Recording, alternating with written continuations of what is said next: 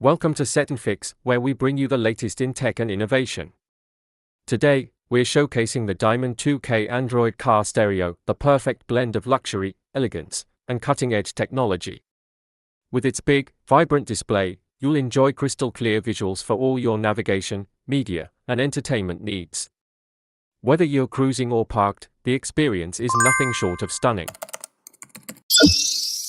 The Diamond 2K Android car stereo comes in a richly designed box, with key details clearly displayed on the front, making it a standout right from the start.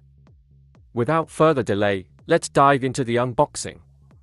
As we open the box, we can see everything is well secured and packed to ensure safe delivery. First up, we have the Diamond 2K Android head unit, ready to transform your car's entertainment system. Next, we have the wire connectors, including audio and video cables, along with the GPS antenna and USB cables to keep everything connected. You'll also find the external microphone for clear voice interaction, as well as the user manual and installation instructions to guide you through the setup process. Looking further, we have the universal brackets designed for easy installation, and to top it all off, there's an additional frame included to give you that perfect fit. These are all the items contained in the box. I'll go through each one in more detail shortly, so stay tuned. Let's take a closer look at the cables included in the box. First, we have the audio-video cables for seamless connectivity. This wire here is for the subwoofer, and this is the power cable for the fan to keep everything cool during use. Next, we've got the audio out L cable, followed by the auxiliary L connector for additional audio sources. Here we have the audio out R cable, the auxiliary R cable, and the video in cable for video input. There's another subwoofer cable, and an additional video in cable for more video connections. This one here connects to the external MIC for crystal clear voice commands, and finally, we have the video out cable for sending video signals to external screens. Now, you might notice these two USB cables with uneven pins. You'll understand why as we go through the video, but if you've already watched my previous video, you likely know the reason behind this. Now, let's take a look at the power cable. Some wires are not labeled, while others are clearly marked for easy installation. This black wire is for the ground, ensuring the system is properly grounded. The yellow wire connects directly to the battery, providing constant power, while the red wire is for the ACC wire, which is activated when the car is in accessory mode. This wire here connects to the steering wheel key, allowing you to control the stereo from your steering wheel. The pink wire, labeled as a back, is used to activate the reverse camera when you shift into reverse. We also have another wire for the steering wheel keys for additional control. The ANT wire connects to the power antenna, and the orange wire is for the parking light cable, syncing the stereo with your car's parking lights. Finally, there are 8 remaining wires, which are for the speakers. You can easily connect the corresponding colors to each speaker for a simple and effective setup. Next, we have the reverse camera video in cable. Even if you don't plan on connecting a reverse camera right away, you'll still need to connect this cable if you want to use the Wi-Fi feature. Here is the GPS antenna. It's crucial to locate it on the dashboard for optimal signal reception. You'll also find an external microphone in the box, which you can use for voice commands, and a mounting bracket is included if needed for secure placement. This additional frame is provided for compatibility with 10-inch car stereos. This is the user manual and instructions for setup. As I always say, it's important to read and understand the instructions before installing the unit to ensure a smooth and successful installation. Here's the main part of the Android car head unit. You'll notice the 2 control knobs at the front, making it easy to adjust settings with precision. If we take a look at the other side, we have the GPS antenna connector and the FM radio antenna connector to ensure strong signal reception for both navigation and radio. Next, you'll see several slots for audio, video, USB, and reverse camera connectors, making it easy to hook up everything you need. There's also a cooling fan to keep things running smoothly.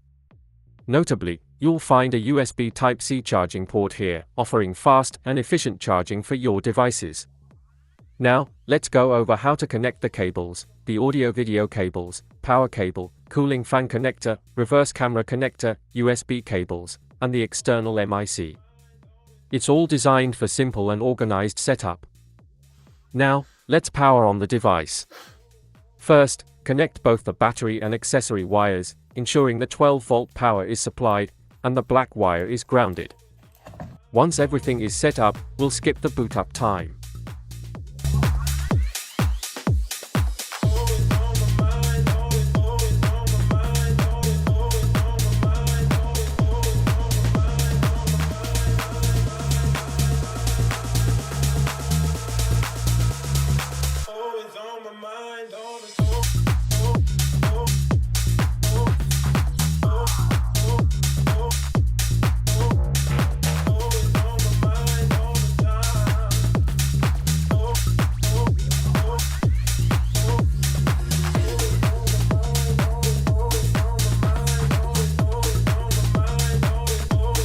As the device powers on, you'll see the default launcher on screen.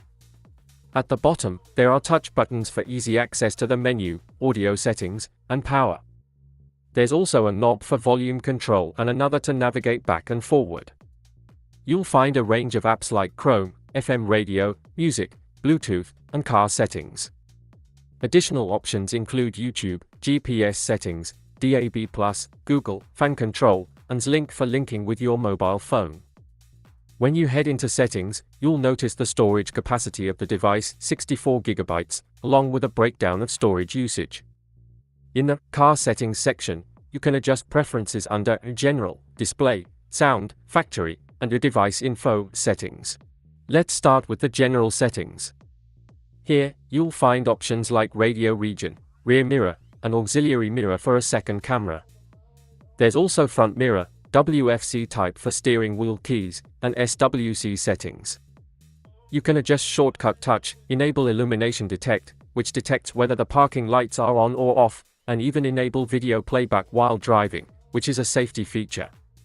Other important options include dynamic reversing lines, the ability to turn reverse lines on or off, autoplay music, USB tethering, and settings like turning on the front camera after reversing or after ACC. Moving on to display settings, these are pretty self-explanatory, so we won't go into detail here. Under sound settings, you can adjust media volume while reversing and navigation volume to ensure you get the best audio experience. Now, let's check device information. Here, you can see details like the Android version, memory, storage, and other system-related data. Next, we have factory settings. To access this, enter the password 000000, that's 6 zeros. Inside factory settings, you'll find CAN type settings and CAN related settings, but if you're not familiar with these, it's best to leave them unchanged. There are also touch learning and physical learning settings, as well as an option to display battery voltage, which is very useful. Another key setting is standby delay. It's recommended to keep this enabled, otherwise, the unit will restart with every ignition. There are more advanced settings available, but they should only be adjusted when needed. Now, let's check the Android version of this car stereo system. To do this, go to System About Device, Android version. Tap on the version number a few times. A clock will appear, set the hand to 13, and you'll see that the system is running Android 13. For more details on settings, check out my other videos on Android car stereo systems. This Android FM radio app functions the same as in my recent video about the 9-inch car stereo system. You can use physical knobs to control volume and switch channels. The system also supports HD video playback. I'll play a video now so you can get an idea of the quality.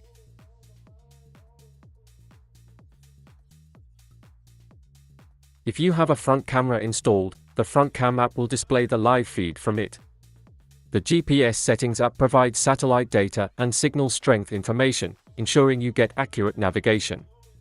Lastly, there's a fan control app, which lets you choose settings like always on, always off, or activate based on temperature or volume levels.